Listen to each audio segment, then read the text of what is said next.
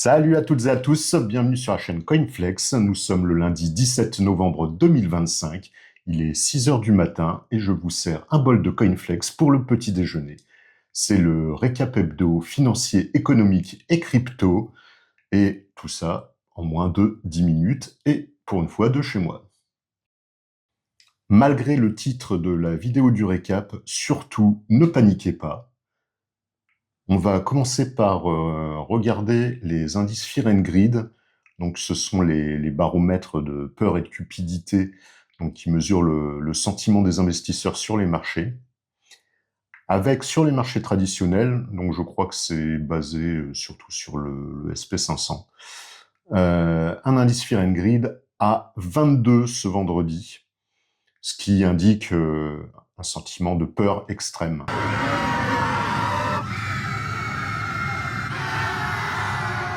Mais c'est encore pire sur l'indice Fear and Greed crypto qui lui est descendu à 10.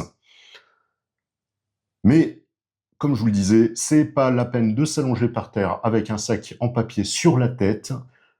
C'est une respiration de marché, ça arrive. Ça arrive pour une bonne raison. On attendait de grandes choses avec la fin du shutdown du gouvernement aux États-Unis après 43 jours. Pensez aux pauvres fonctionnaires fédéraux là-bas, 43 jours sans salaire. Bref. Et finalement, il y a eu un léger rebond, mais ça n'a pas duré très longtemps, puisque on a trois responsables de la politique monétaire américaine, donc trois présidents de Fed local, qui ont un peu douché les espoirs d'une baisse des taux, d'une troisième baisse des taux de la Fed au mois de décembre.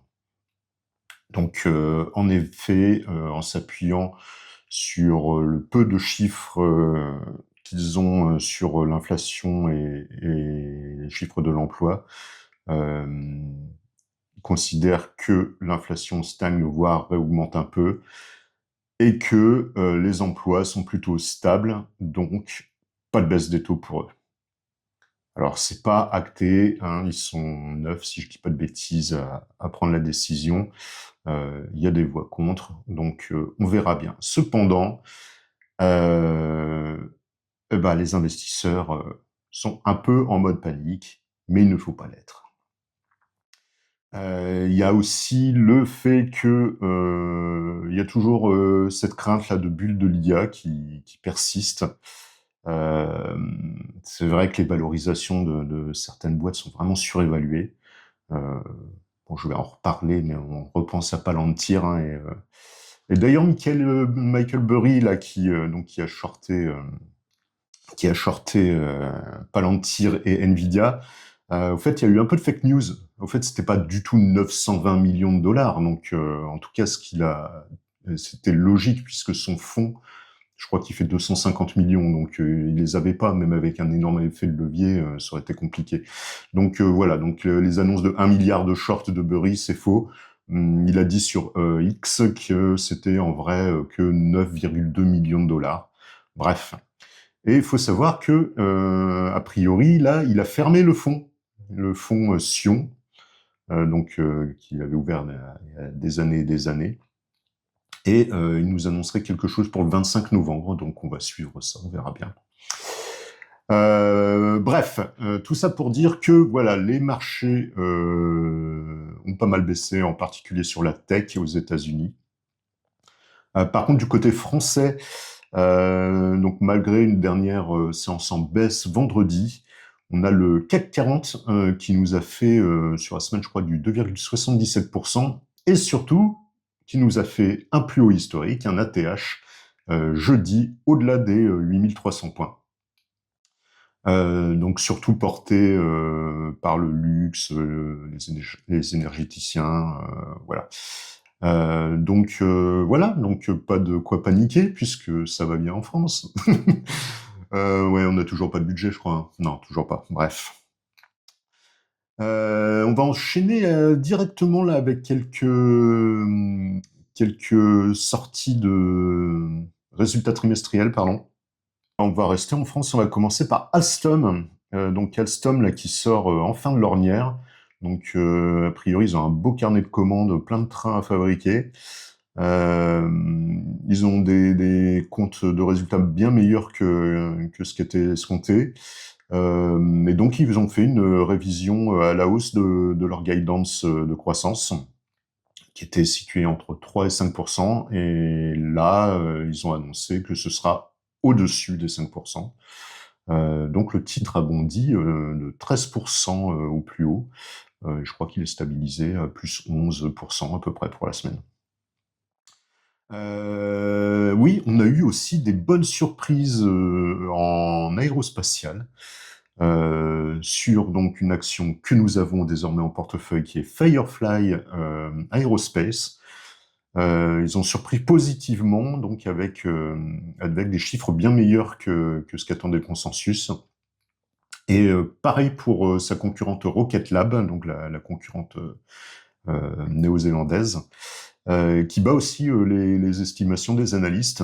Donc voilà, donc ça se passe plutôt bien pour nos petites fusées. On a aussi en France Ubisoft qui devait normalement publier ses résultats vendredi.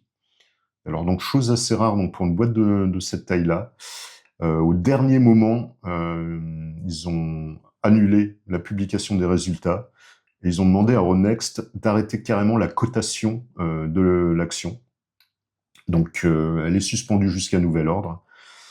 Donc on ne sait pas trop ce que ça laisse présager. Il y a plusieurs hypothèses.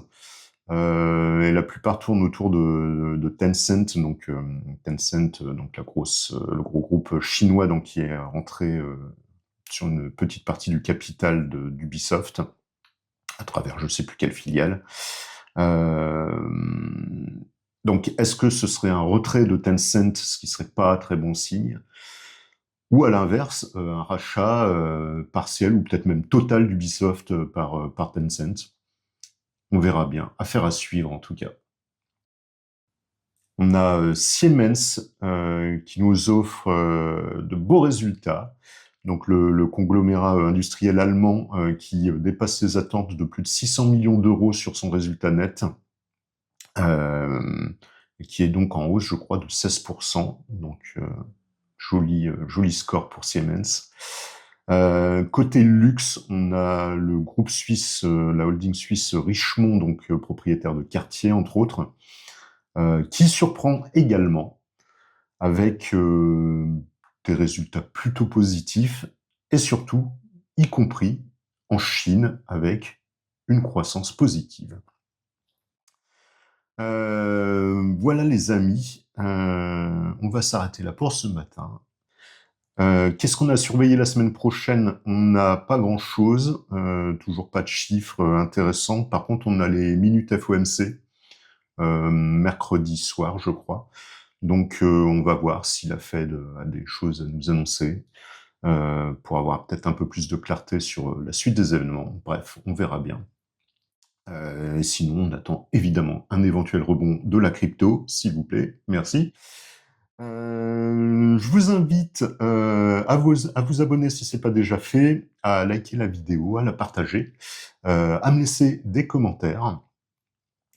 Je vous rappelle aussi que j'ai donc fait une vidéo portefeuille Coinflex, donc où je vous présente les 2 premiers actifs que j'avais achetés et où on achète ensemble donc une troisième action. Donc je vous mets la vidéo ici. N'hésitez pas à la consulter. Et sur ce, les amis, je vous souhaite une excellente semaine et je vous dis à très bientôt. Salut!